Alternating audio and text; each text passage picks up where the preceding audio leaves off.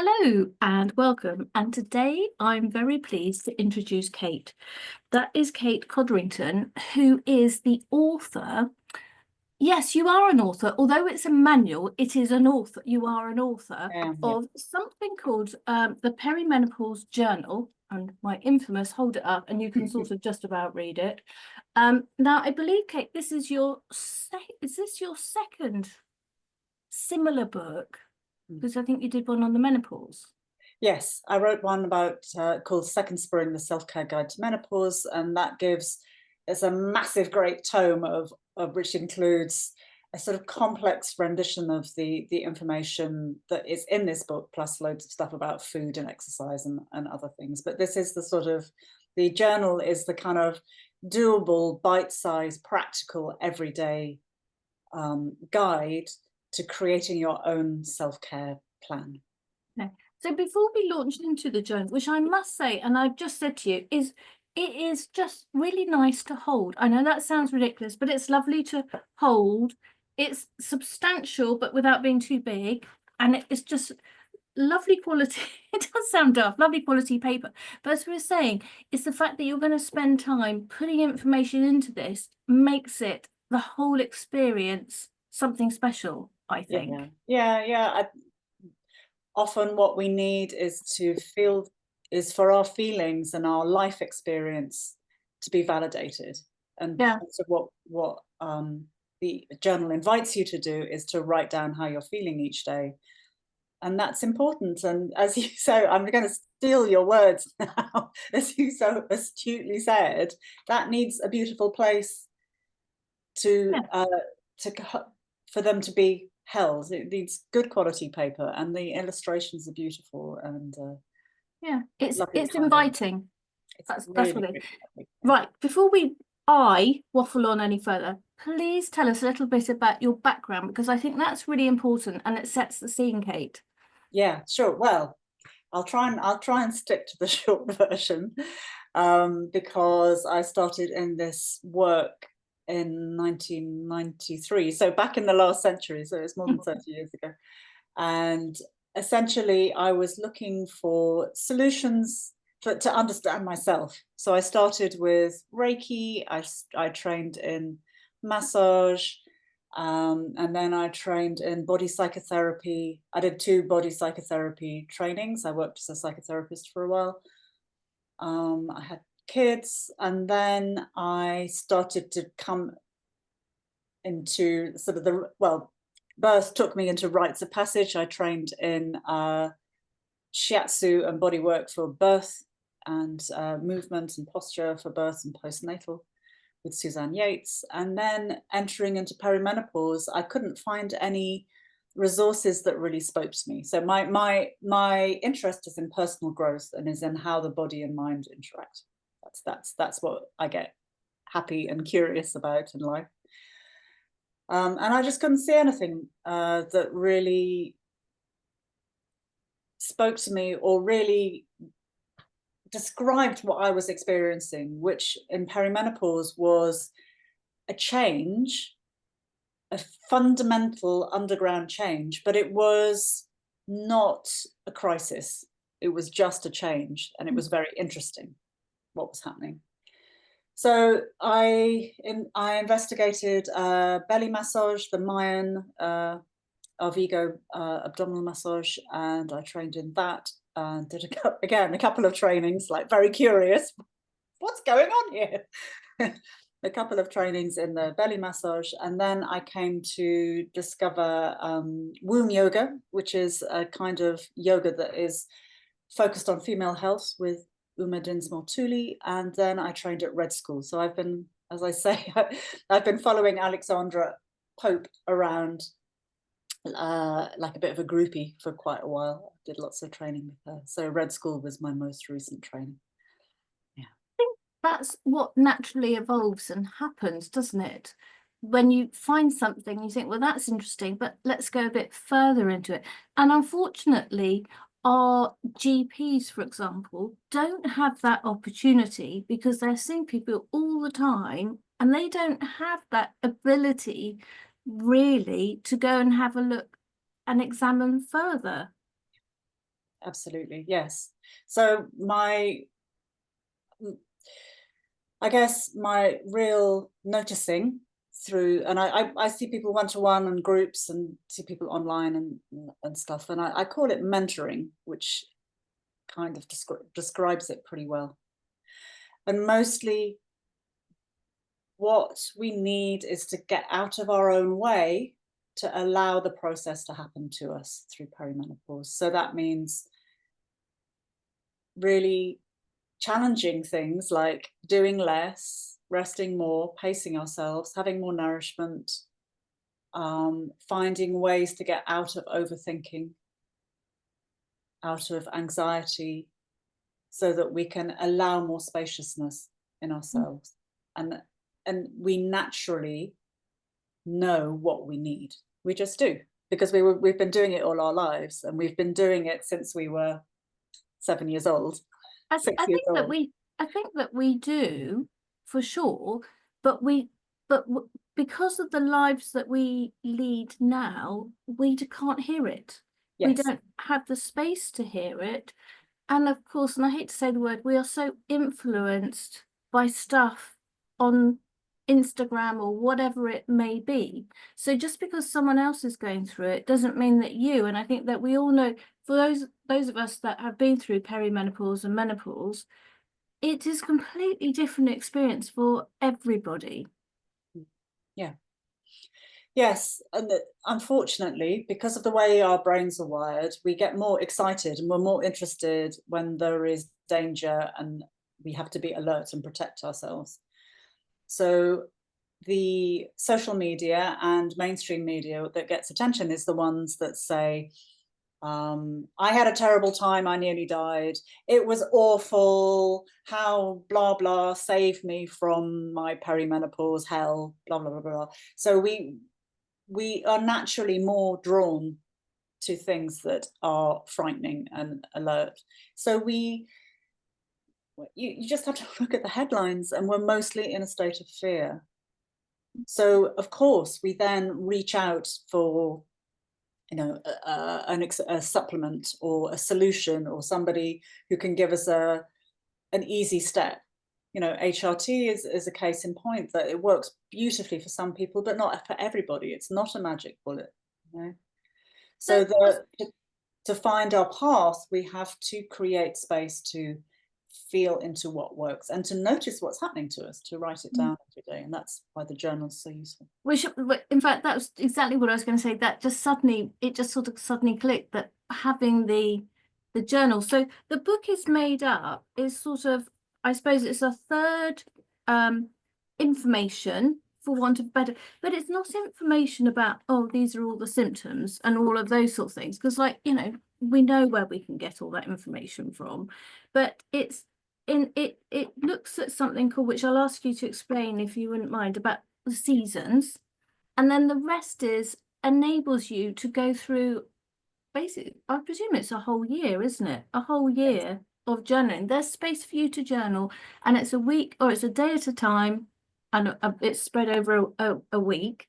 So it's very easy to do it. And as you say, it's all about, it encourages you, I believe, to give you the space to start really understanding what you feel and what you're going through. And I'm sure that it must be, for people that have done it, it must be really interesting, saying how you start off journaling at the beginning or of whatever cycle of the year you're in through to the end.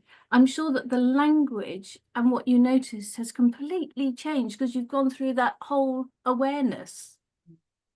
Well, it kind of it relates to the fear, really, because what one of the prompt is to notice how you're feeling, and we'll talk about seasons and how what that means. But there's most space is left for how did you care for yourself today. So it's not, in a funny kind of way, it's not focusing on the problem, it's focusing on the solution. Yes.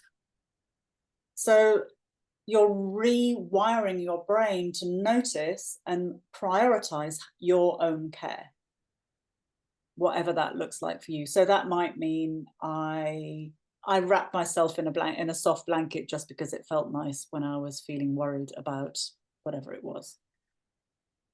But over you know, when we're freaking out and we're really in distress, we can't remember how to look after ourselves. We forget how to do it because we're stressed. So you can go back and say and look through the previous week. Oh, what did I do?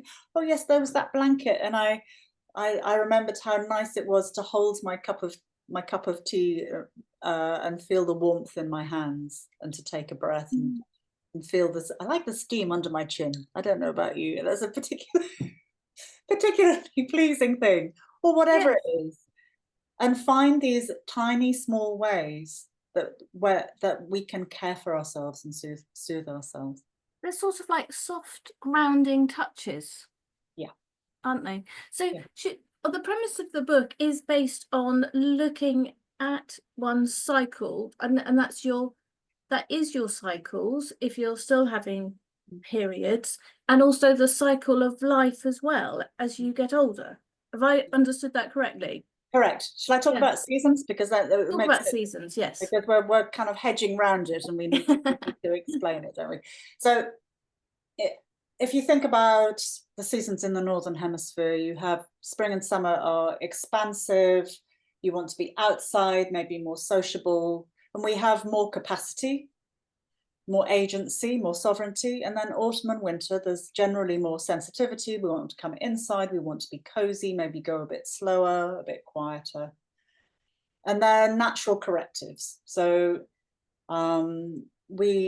if we expand and do busy all the time, then we burn out and we get ill. So this cycle is a natural corrective. And these seasons show up in the menstrual cycle. So after your period is spring, ovulation is summer. So summer ovulation tends to be all singing, all dancing, multitasking. You know, you can do a lot, you can people please, you can pick stuff up, other people's stuff up off the floor without getting furious. And then come the premenstruum, you know, it's much maligned because we are more sensitive and we don't have the such capacity to look after other people all the time. So we become aware of our own needs. We become aware where our boundaries are, and where they are now and where they should be, you know. And we need more rest and more nourishment. You know, in summer, in our ovulatory time, we can get by with maybe our blood sugar going up and down a bit. But in the premenstruum, when your blood sugar crashes and you're hungry because you've eaten the donut and then you skip lunch, you really feel it. You know, you're furious and raging and difficult in the afternoon. So you have to have more nourishment in our premenstrual autumn. And winter is your period, and your energy will be lower and you need to go a bit more slowly. So the menstrual cycle naturally has this flex in it. And this also operates in the season of our lives. So if you think about your first period, that would be the beginning of spring.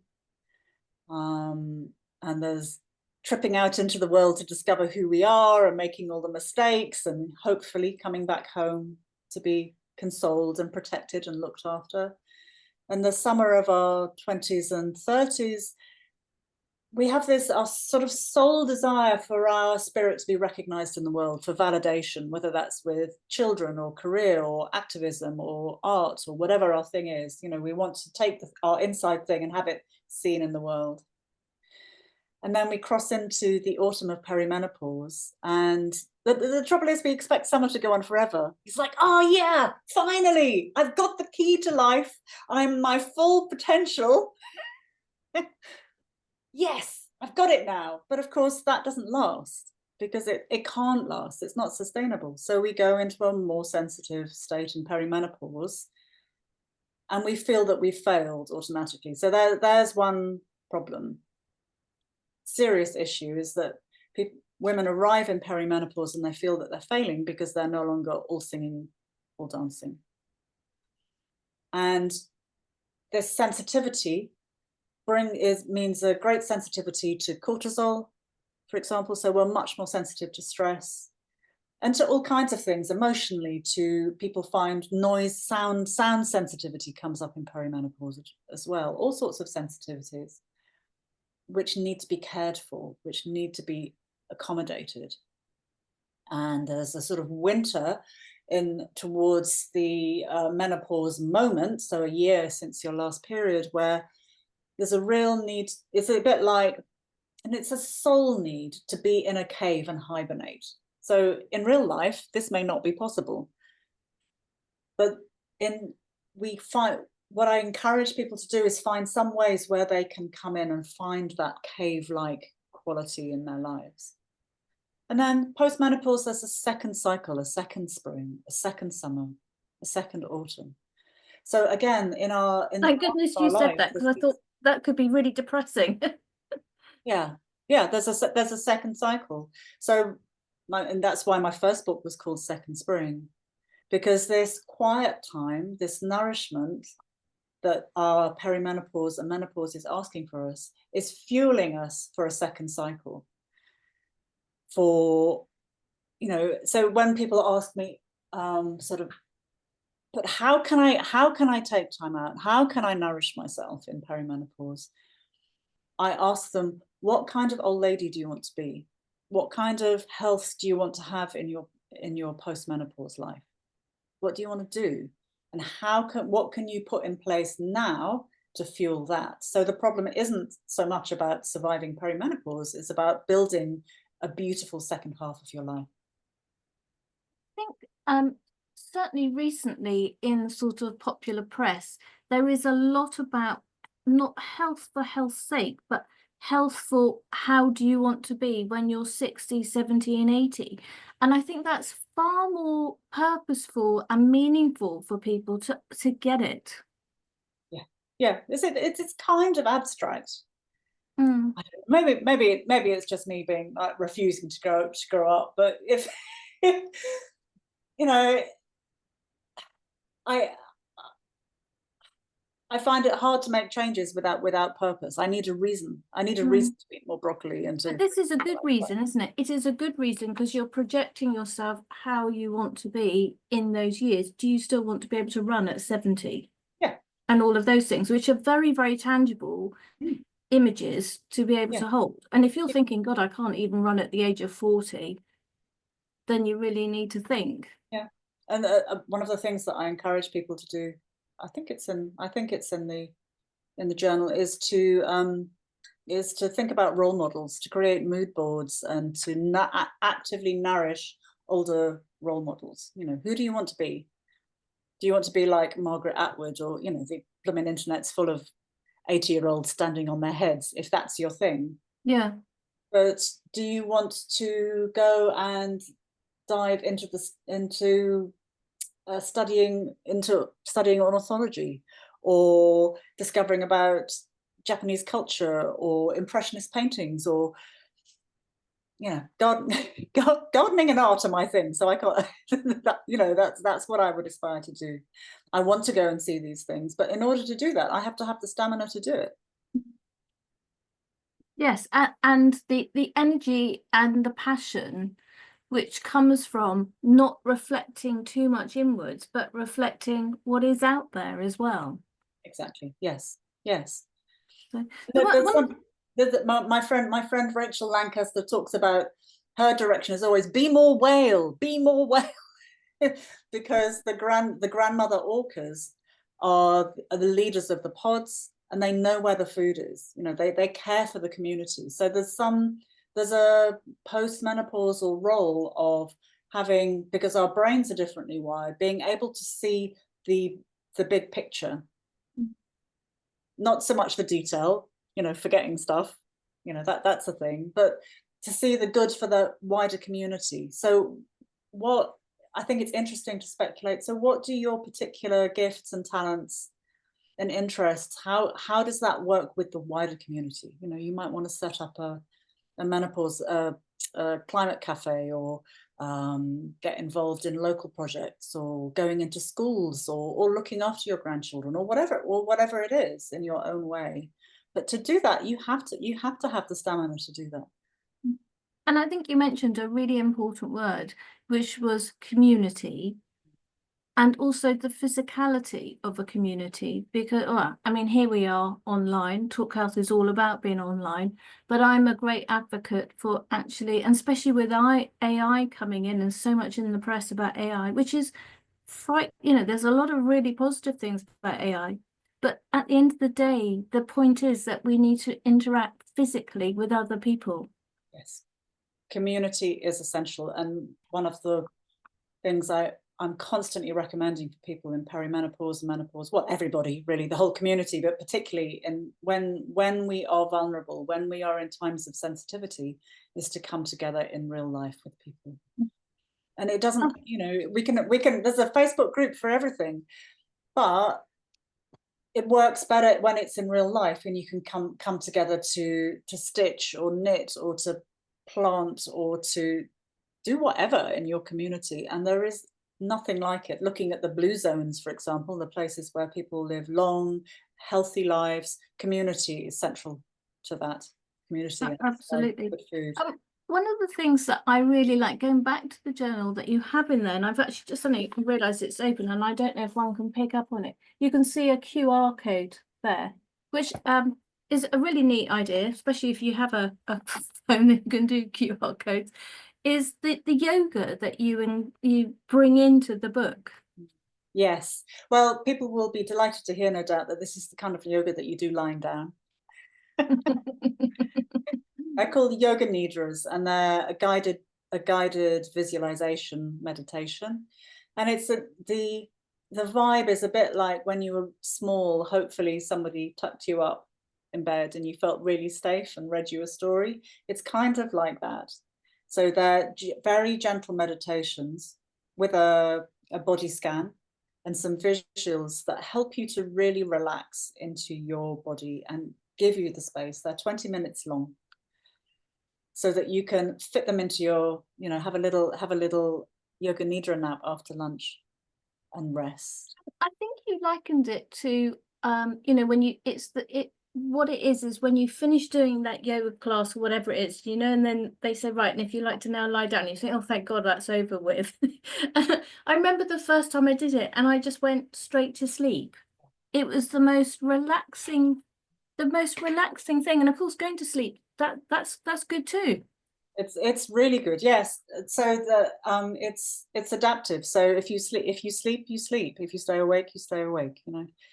And it's a beautiful way of just getting that rest, but within a safe environment, so that my voice guides you through the step by step, so you're not left with big empty spaces for your mind to get busy. So do you find that people come to you because they are worried about going into menopause, or they're just thinking, what is going on? Something is different. Something's happened to me that's different. I can't kind of put my finger on it, but I know there's something different going on. People who are worried about perimenopause, they kind of don't believe that it's ever going to happen. So yeah. People in their 30s are kind of going, la la la la la la la la la. Menopause is for old people, and that will happen when I'm 50. What people don't realize is that symptoms often start around 35. That's within the normal range. But the people who come to me are usually people who are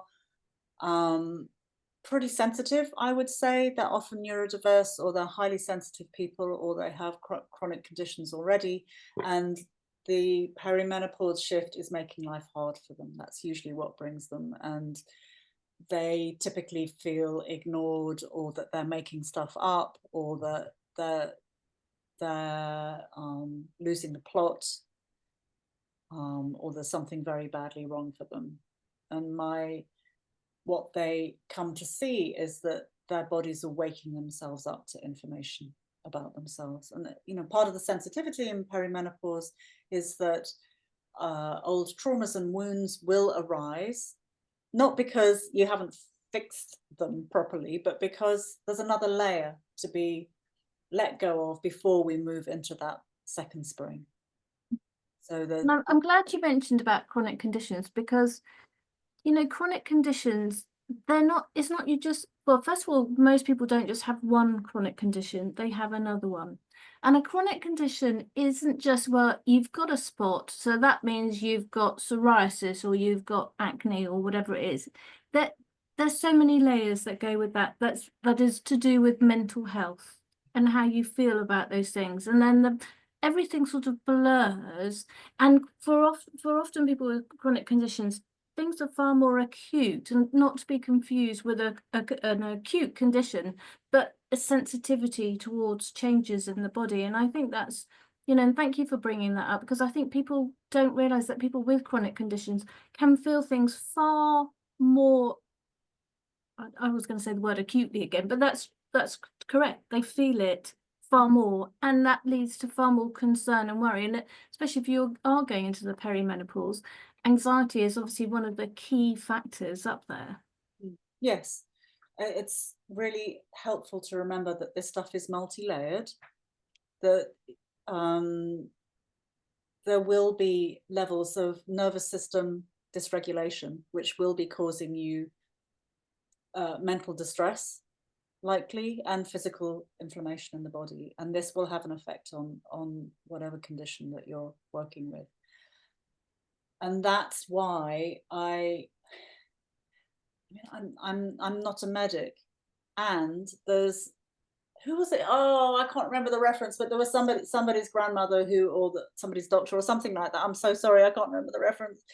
But they would say, have you had a glass of water? Have you had a poo? And how did you sleep? Covers about most of it, doesn't it? Yeah, because we're constantly leaping off to more complex things. But how did you sleep? Probably not very well. So how can you create more rest in your life? And that, again, is not a straightforward thing, because it might be that you're isolated and lonely and that you need more contact. Or it might be that you have too many people jabbering away in your face and you need more quiet. Yeah. Or it might be that you love to draw mandalas and to color and to do things like that, and you haven't had time for that, and that can be restful. So there's the yoga nidras in the journal, but lying down might not only be what you need. You know, creating more rest, and digestion is key, because we have to remove the toxins from our bodies. So that involves a whole raft of, can you eat an apple a day, or a bit of broccoli, or how can you gently increase the nutrients in your system? In the paper today that I read in the Times, it's all about we need to add more fibre. Yeah. And apples were cited as a good fibre source. So an apple a day. So when we before we started recording, we were talking about how we don't take our own advice. We know this stuff. This is not new information. We know this stuff. Eat more pulses and apples.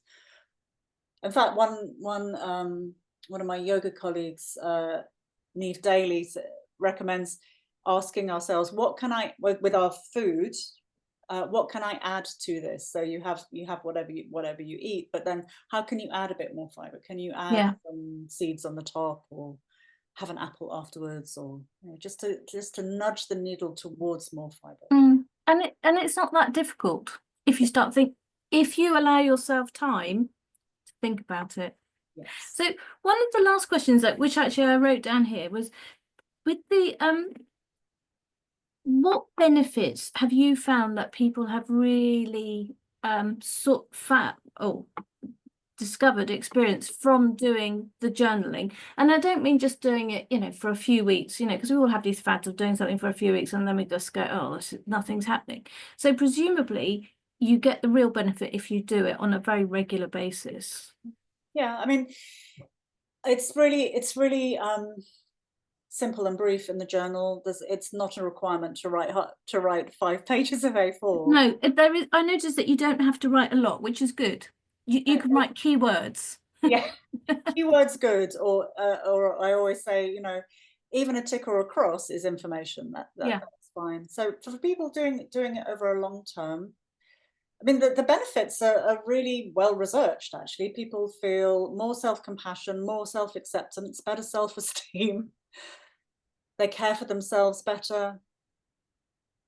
It's really remarkable. But in this particular case, with this perimenopause process, you get to see the arc of change. You get to see how your symptoms have changed, how your feelings, and I would say as important, your relationship with yourself and the outer world has changed. And that is really, really important to see how we can be more at peace with the world and more at peace with ourselves. Yes, and that Happier. comes. Can I just say that? Just a bit happier, a bit more content. But that surely that's what it's all about, isn't it? And awareness brings that. Yes. Yeah. Over time, awareness brings happiness. Yeah, absolutely. Well, on that note of this book can make you happier, healthier. That sounds a bit bold. Well, I see that you're a Times, New York Times bestseller, so it's got to be true. That's not the case, though. It was recommended in the New York Times. It wasn't, unfortunately. Oh, well, I think my bit sounded better. It did sound a lot better, but I can't. Yeah, I can't just let that lie go past. Sorry. Hey, thank you so I'd much love for your to. time. I'd love to be able to.